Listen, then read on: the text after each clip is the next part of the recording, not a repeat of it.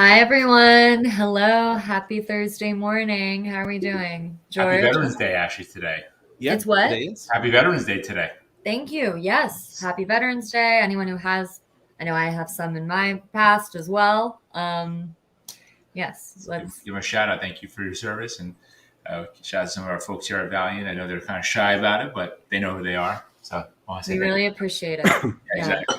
All right, let's Um, keep going, Megan. Sorry, yeah. I interrupted you there. We're doing it live. Thank you so much for mentioning that, though, too. I think it's important to say. Absolutely. All right, everybody. Thank you, regular viewers, for joining our weekly Thursday live stream. And welcome to anyone who is watching us for the first time. I hope we are so good that you just come back every Thursday. Just a little bit about us before we dive in.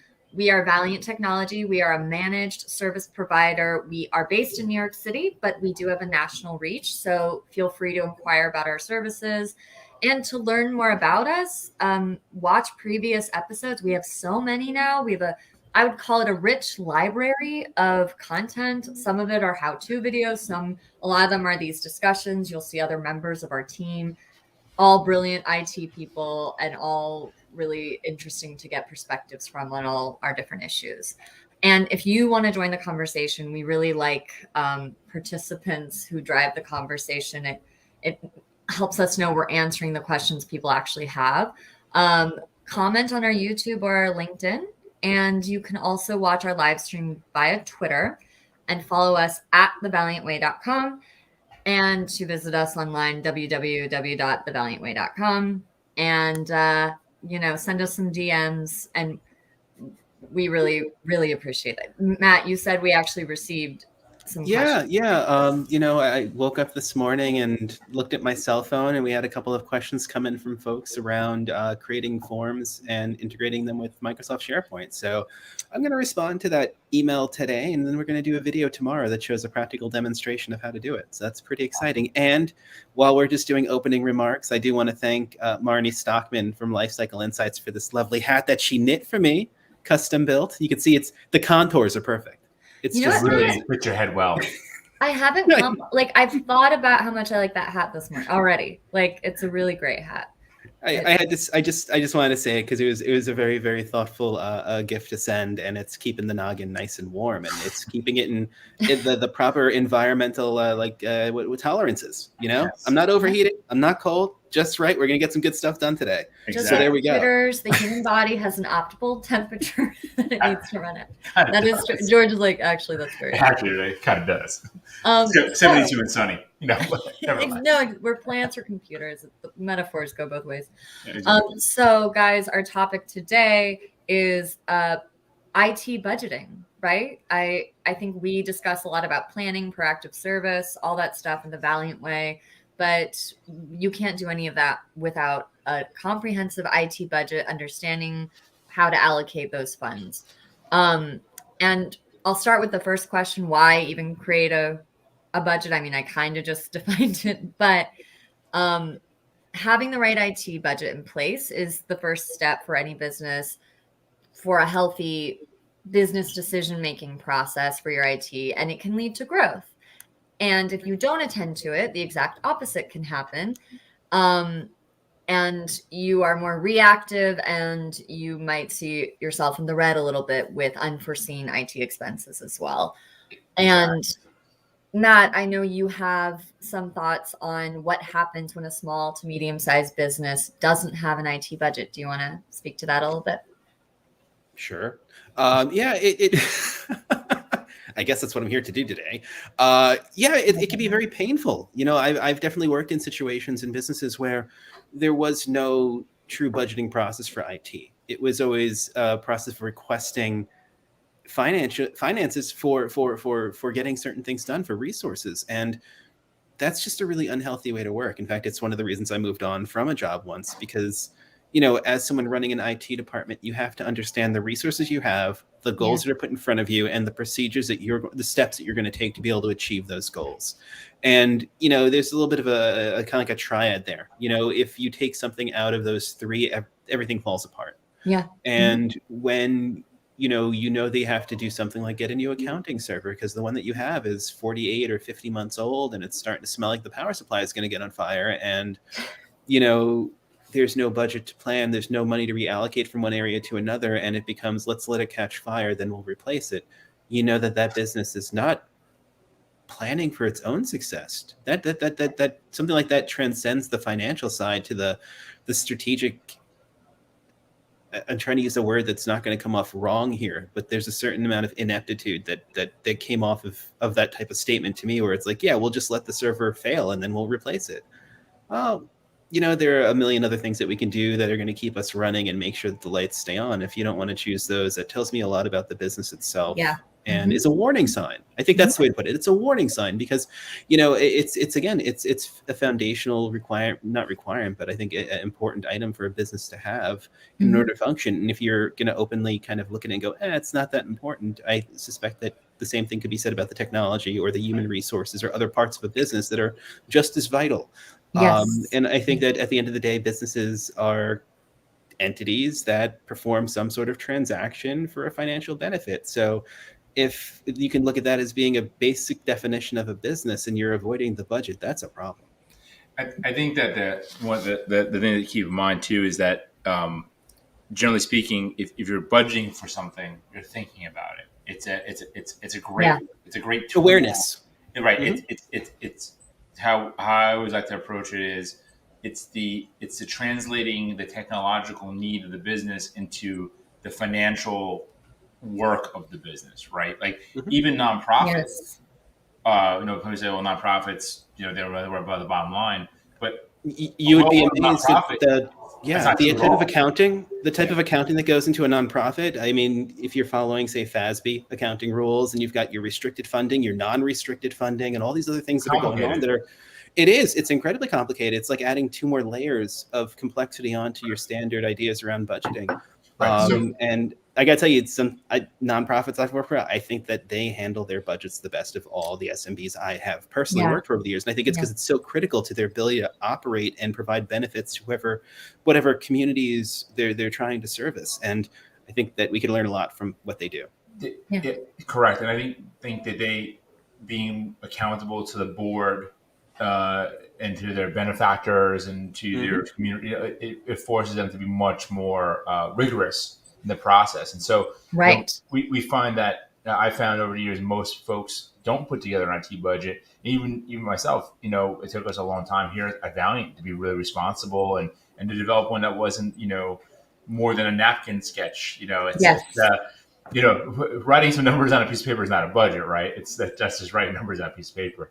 And, you really, and part of it, once again, is honestly looking at what you have and where you want to go. It's the financial roadmap that complements the planning. So, one without the other, I think is that, it's kind of a fantasy. Like they kind of class, we want to put better security in next year. Yeah. Okay. So how, is it, and unfortunately, I've gotten this over the years where people are like, well, just tell me how much it costs and we'll find the money. And these other people are like acknowledging they don't have a budget, but other people will not even kind of work from that perspective. So we really like, and once again, we're always improving on this. This is an iterative process. Budgeting is not a locked-in thing. That's why we built this really cool tool. I think that could really help us. But at the same token, you have your own, but every company has its own budgeting process. And as an MSP, we want to be part of that conversation with you, especially Q4 right now. This is when people are making decisions or plans, and it's important. If you're watching this, ask your IT provider or ask your IT person or ask your controller or your finance person, like, hey, do we have a IT budget? What are we spending on workstations? What are we spending on? But I'm getting ahead of myself a little bit here. So, anyway. No, it's all so true. I think we can kind of where the rubber meets the road. Let's kind of talk about some of the IT budgeting basics. Like I think you're right. It's a hard thing to do. It's not, the reason people don't do it is because it's scary and not fun, but you can break it down into some easy steps, easy components to find a way to approach it. So if we talk about, George, do you want to talk about all this? Sure, I'll go through it. So, if you really want to break it down, there's two functional, a little more than that, but if you want to break it down simply, there's capital expenses versus operating expenses. Your operating expenses are your ongoing expenses that you need to operate the facility or the operation. That could be licensing, that could be your ISP, that could be your SaaS applications, that could be any one of those things that are kind of recurring costs that happen. Capital expenses are much larger kind of expenditures, usually like would be like installing a new network, or buying or purchasing a server and a licensing associated with it.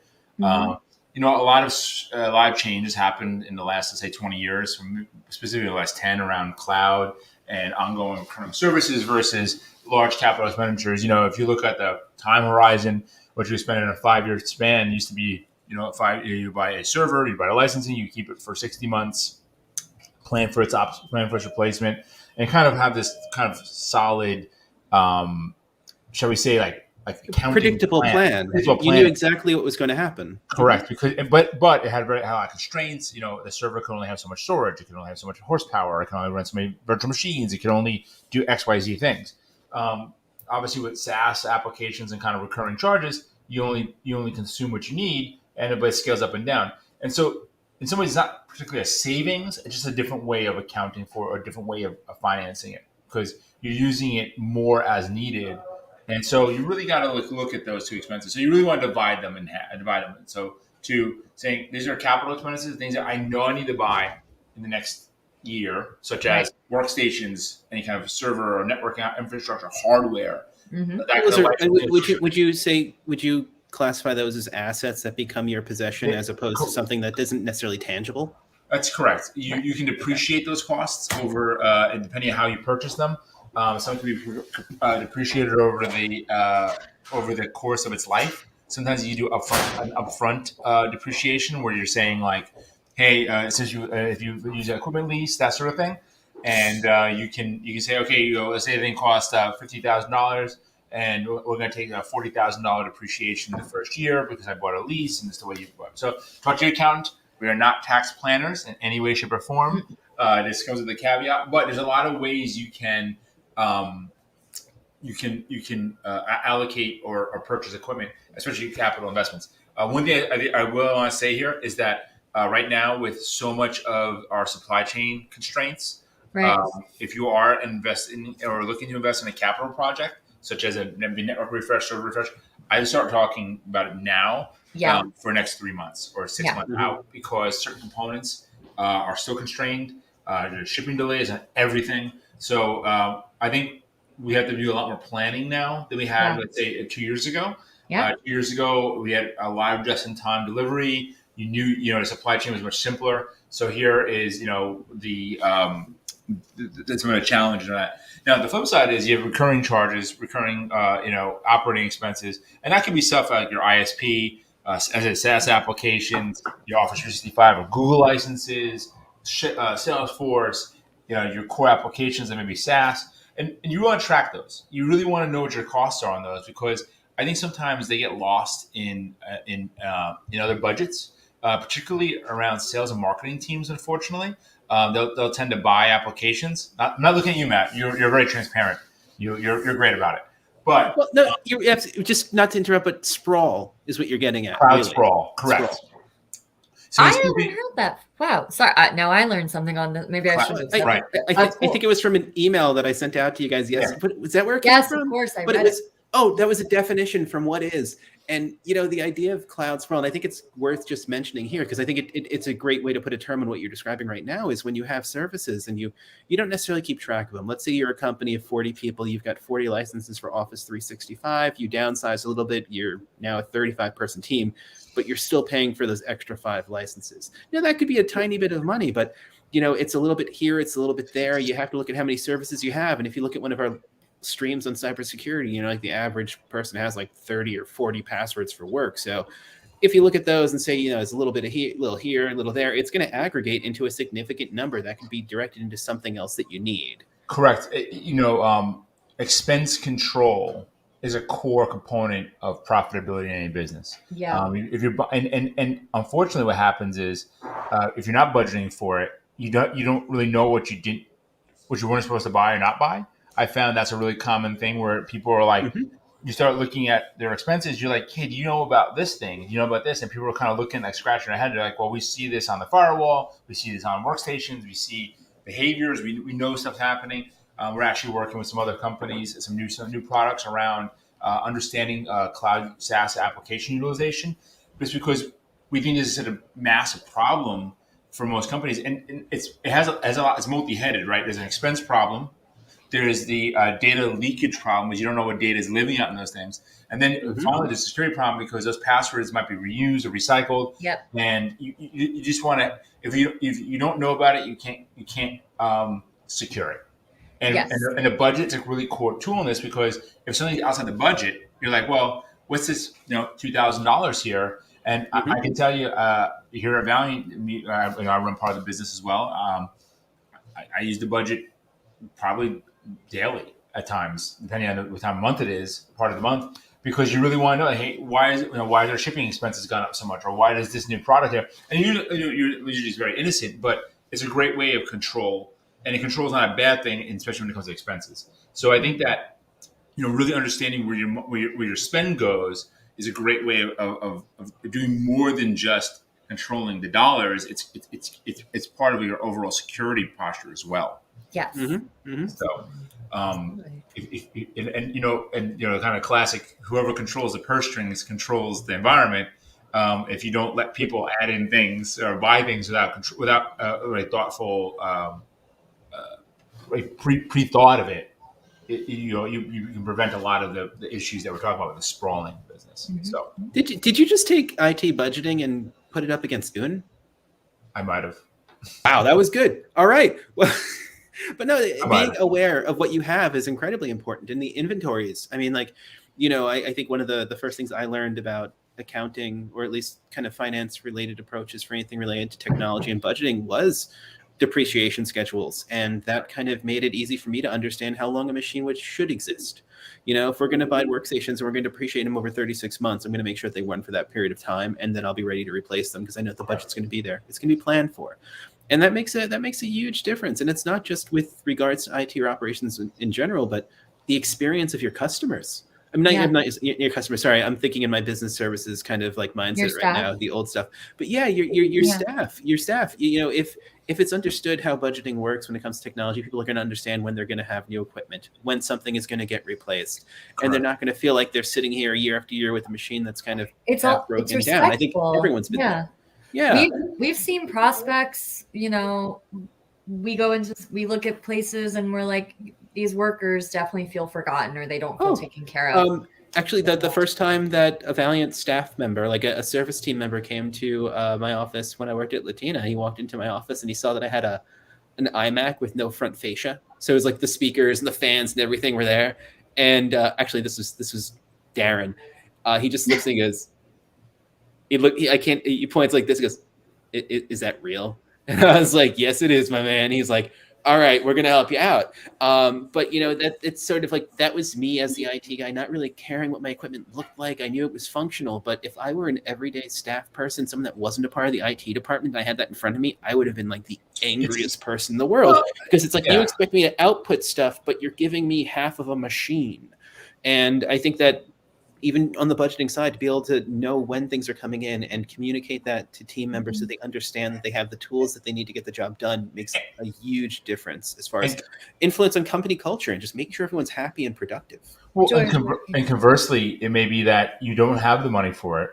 Right. But that's great too, because then you can make it clear. We make it clear, like like when you're making decisions as a business leader, or as a company management, you're saying like, well, we have to pick between X and Y, and maybe can we get another year out of this equipment? Can we have a schedule of a replacement in a year from now? And then maybe that's a good conversation to have, because and at some point you have to do the maintenance on the bridge, or it falls into the river. But but you're making an active decision versus letting it be made for you. That's I think you're making it. It's I think active, and I think the other word is conscious. Like it's being there's logic being put behind it. It's not just an activity that's being done. It's like I asked you for a sound stage. in the 2021 budget, and you said no. I said, okay, can I get a Canon camera? Is that more realistic? You're like, yeah, no problem. You know that I tried to get you to buy Desilu Studios. It didn't happen. I said California Astoria. I mean, we didn't win that bid, but we came close. But I mean, that's how conversations take place that allow for goals to be set and be agreed upon at the same time. You know, do we have the money that is going to support the achievement of this goal? No, let's scale back things a little bit, keep it realistic, and know that we're at the end of the day going to have exactly what it is that we expect. That said, guys, I'm ranting a bit today. It's toasty. It's working well. But I was going to say, let's get into the spreadsheet. Let's show everyone the spreadsheet. I think it's really pretty. Yeah, Matt did some beautiful work here with this. Also, I tip my hat to his Excel skills. You put this together with some formulas and some lookups, and it's really cool stuff. So, then we're going to just do a quick shout out to Kevin, who helped me yesterday when I was having a little trouble. He's one of our developers, and he was just super awesome and helped me plug this. So team effort. So actually, Matt, the graphs are really, really nice, but let's go to the meat and potatoes of it, where you throw things in. Absolutely. Let's go to that part a little bit. The budget tab is really the big one. I think that's the most interesting.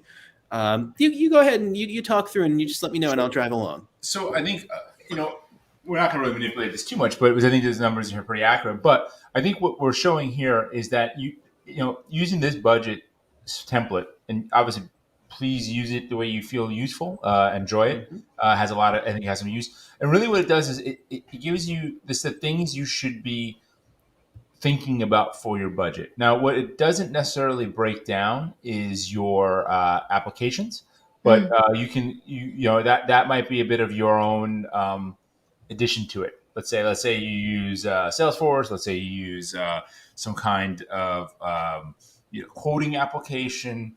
Let's say any one of those things. So, I think that's nice to break down for specifics, but we definitely have the general items that are going to cause you to have thoughts about what you do need. Right. This is where you can start seeing as a whole what you're looking for. So, if you look what Matt did in our Rust and Paint example here, we budgeted a certain amount of workstations per quarter. We know that the server, we have no server need because we don't use servers physically anymore, physical servers. Obviously, we have some cloud servers that we're utilizing here. We did a small printer maintenance and maybe buying some toner there. The mobile devices is, let's say, we know that in Q1, we're doing some work around, we're getting an iPad or 2 iPads for some sales folks. And then in beginning of end of Q2, we're going to do a big rollout of new mobile devices, new iPads for our initiative we're doing over the summer.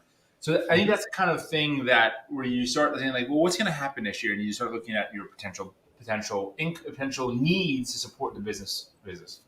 Now you start running through here. Obviously, there's some licensing costs here that Matt illustrates in OS licensing, and that might be something like, hey, the server refresh license, because there is a physical server. We don't need to replace the hardware, but we're going to need to do renewal for the VSLC license, there's a Microsoft licensing, or any one of those spaces here. And then, obviously the general applications, line of business, there's a licensing cost there in January, but that's a renewal for support. Any one of those things, the rule of thumb for applications, if they're not SaaS, if they're on-premise, they're about 18% per year for maintenance. Whenever you buy a piece of software from, let's say, show my age here, let's say you buy Goldmine CRM, so out there, quite a large application of it still. Let's say you have an on-premise Goldmine solution, it probably is about 18 to 20% cost. So you should calculate that cost. You can get hard numbers, basically look at the year before, things might go up or down. Once again, this is not set in stone, but what this is the first guideline of where you are as of, say, November 11th this year. And then, and obviously then we're going into more of the cybersecurity piece of it, which is a very expensive component for many businesses, right? So you might be having an ongoing antivirus, EDR. How are we doing patching? Are we working with MSP? Are we buying a software solution around it? So, you can break it down per month. Some of it may be charges based on a single month as or per quarter. So really just look at and a good way of doing it is start with your previous year's invoices. Let's say you didn't build a budget for 2021. Take all your invoices. I know it seems like a lot of work, but you could probably It's get worth something it. really quickly. Because once again, it's not, depending on the size of your company, if you obviously have like a multi-thousand person company, different story. But in the SMB world, generally speaking, these are the places you want to work from, and you just start literally plugging it in. And the best way to think of a budget is it's an educated guess to build a roadmap. And once again, it's iterative. Every year you can get better at it. Well, yeah, I was sitting here trying to think of a comparison. It's like, building a budget is sort of like when you ask someone for directions and they're like, yeah, just go do 2 blocks, make a right. You're going to see a building that's like red brick, the deli's around the corner, as opposed to much more of a strategic plan that could happen afterwards, which is the equivalent of like a GPS tracker saying, go north 500 feet, make a right. Right. They're going to get you to the same place. One is more flexible than the other. And this is the more flexible one because this is when you're figuring out all those details. Nothing is Correct. set in stone.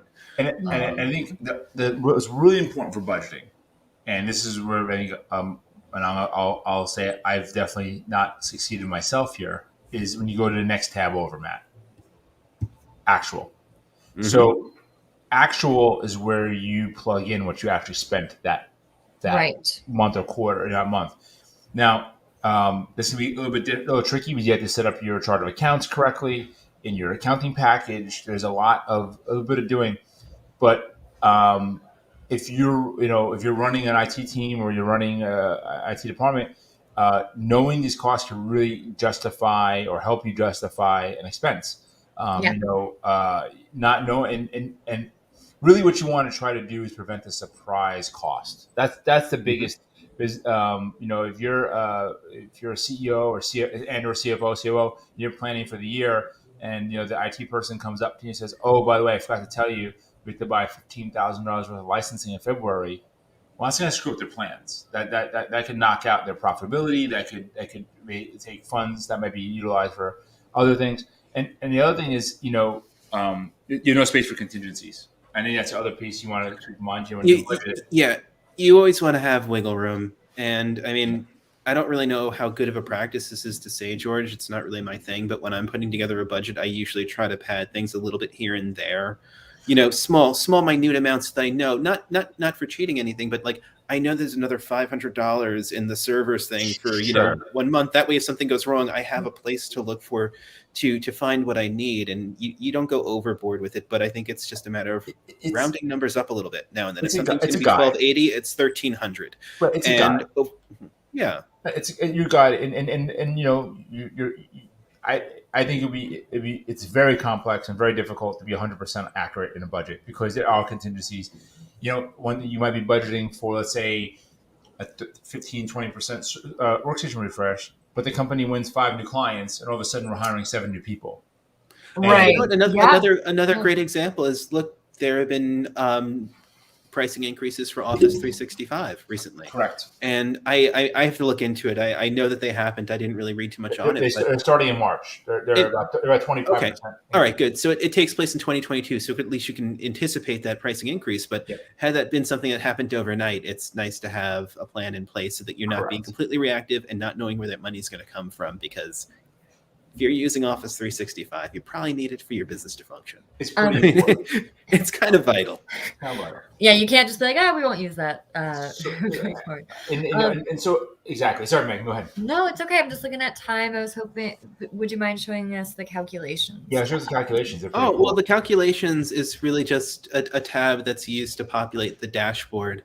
If you see here, it says spend/category for March. That's because I'm displaying the March part of the dashboard. So let's go back to that for a second. Yeah. Because when you do have the information filled in properly, you do have this, and you get to see your budget versus your actual expenses per month. Mm-hmm. The blue is actual. The orange is what you're budgeting. Interesting. And when you drill down here, this is really neat. And this is kind of like the whole reason we have the calculations tab. This shows your fiscal year total of expenses by category split out, just to give you a quick visual sense of where your money is going. Mm-hmm. And you also have that for the particular month, and you can select whichever month it is that you want to look at, and it'll automatically update itself. That's like the little wizardry thing. It was fun to put together. It's very cool. You also have a budget chart here that kind of plots out your categories by month. So it's really easy to see that there's a significant purchase going on related to software in September. Yeah. You know, and I think this is nice to look at because it gives you that, again, that roadmap. Each one of these dots, you can almost look at as a stop from beginning to end for the year. And you're going to understand exactly what the output is going to be financially. And then, you know, with the right planning, tie it to output from the operational standpoint as well. And when you have those two in harmony, a business is doing pretty darn well. I love this. It's some really cool stuff. And, you know, once again, this is something that we're slowly rolling out to our customers because it is a lot of it's a lot of work, and it's also a lot of information gathering. Some of the stuff we do know, some of the stuff we don't know, especially around the line of business applications. So once again, more people share with us, the better and more accurate we can be as a provider for folks. And if you have a chance, download the template. It's great. It's free. It's right on our website. The marketing guy's sitting here going, we should probably mention that because, first of all, it's free. Yeah. There's no strings attached. I mean, okay, you want to, you know, we can do a little asterisk. You're going to get added to our newsletter, and if you don't want to be on it, you can for more helpful stuff like this. Yeah, you know, if you don't want more helpful stuff, that's fine. Cool, but I mean, realistically, you're not going to, if you download this, you're not going to get a sales call from us. No. This is a resource we're giving to you to help plan, and should that generate questions on how to do things, that's why we're here, and that's when you find us, and we're here to help. We like to make these seemingly overwhelming tasks accessible and give you the first steps. And this is, I think the budget template is such a great. Not even accessible, but I would even use the word exciting to a point. You know, we were joking around about this earlier. George is like, I'm sure that you enjoyed designing this Excel spreadsheet, but you wouldn't want to fill it in. I'm like, yeah. Doing these things in the past were painful, but I think that having a spreadsheet like this one that's been pre-populated with some examples takes a lot of the sting out of the planning. It makes it a process where you're not necessarily laboring over numbers and wondering what's going to happen as much as you are going, this is what I have to work with. Let's see how I can grow in the next fiscal year. Right. And that gives you that exciting kind of very optimistic outlook on what you're doing. And I mean, these days, I think we hear the word mindset like entirely too much. But this gets you in the right mindset to make the right choices and decisions. And that's going to be something that's going to pay you back in a way throughout the course of the fiscal year, because you're going to have that plan the entire time. You're going to have something you can anchor yourself to make the right decisions.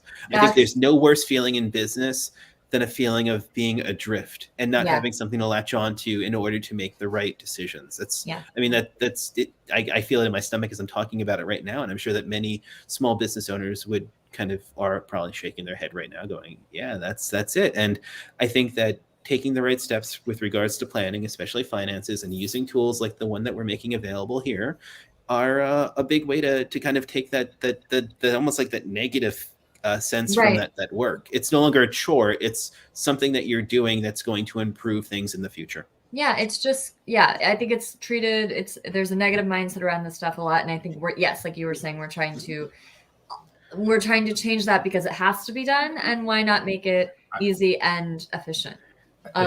So guys, I'm going to take us on the home stretch as usual. This has been really fascinating and I think so informative. I hope our viewers agree. And I guess the big takeaway, as we like to wrap it all up, is that properly leveraging technology for business growth begins with planning. You know, whether we've talked about planning a lot, but also that's where budget comes in. Budget is a huge component to planning. Right. And one of the best first steps you can take is to create an IT budget. So kind of just to wrap up what we've said, expect surprises. There will be unforeseen costs. And if you have a plan already, it's much easier to absorb those unforeseen costs. Expect fewer problems moving forward because establishing a budget kind of helps you deal with that. And repeat. And George, like you said, like you get better at this every year, making our budget every year. Right. And that's, for me, that's a big component. Like it's just get started. Just get started, because no matter what, you're going to be happy you did it this year. You'll be happy you did it next year. It's just a positive step forward in the health and life of your business. It's like exercising in the morning, you know? Yeah. It's a excellent example because I'm terrible at doing it. But, you know, George is great with this stuff. But once I push myself to go down to the basement and do like maybe 5 miles on the exercise bike, it may have taken a lot of effort for me to get down there. But on the way up the stairs, you know, walking back up to the first floor of the house, it feels good. And I'm ready to do it again the next day. but you kind of have to just kind of get into that and turn practice. turn it from a task into almost a habit. In a way, Exactly. it's something you don't really think about as being a chore, but something you simply do because it has benefits, and it makes it so much easier. And again, hopefully this template can help you with your budget for this year. So yeah, I think it sounds like we've gotten we had the I forget what they called it on the talk show, that the moment at the end when Jerry would sit down and the music would come on and he would give his lesson. But, I think that the one thing that's always important to remember is, we're talking about numbers, we're talking about technology, but never forget the people. The people are such a critical part because they're what actually make things happen. Let's talk a little bit really quickly about next week. Sure. Next week is going to be the last stream for the month because we're going to be off for Thanksgiving. The following Happy Thursday. Thanksgiving, everybody! I know you'll miss our live stream on Thursday while you're at the table with your family. We'll live stream me making like a sweet potato casserole or something like that. You'll live stream me watching other people cook.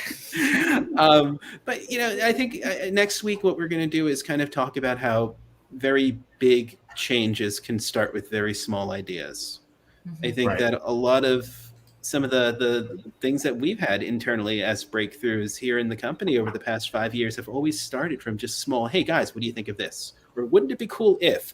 It wasn't a matter of having this gigantic fleshed out plan with everything behind it ready to roll. That's unrealistic. It starts with just these kind of fleeting thoughts that gain traction. And I think I want to talk about how to encourage that to happen in the workplace. I love that. I love it. So guys, just thank you, Matt. Thank you, George. I'm going to wrap it up for us from there. Please like and subscribe if you liked the stream. And if you have any questions or topic ideas for us that you want to see us cover, message us. Again, you saw that Matt's going to create a video for the question you got yesterday. We're here. We are really excited to help and engage with you guys. And be sure to visit us at thevaliantway.com. Learn more about us and our services. Please download the IT budget template. As we said, it's free. It can only be helpful. It's sort of like you said, Matt. It's starting your morning exercise regime. It's only gonna help you. So, with that, Matt, George, thank you so much. I loved kind of deep diving into this with you today. Awesome. No, all right. It was fun. It's a topic I've never been terribly excited about, but within this point of view, it's very, very much worth going into. So with that, I'm going to end the stream and get a glass of water. So everyone, have a great day. Have a great week. Thanks, man. Bye everyone.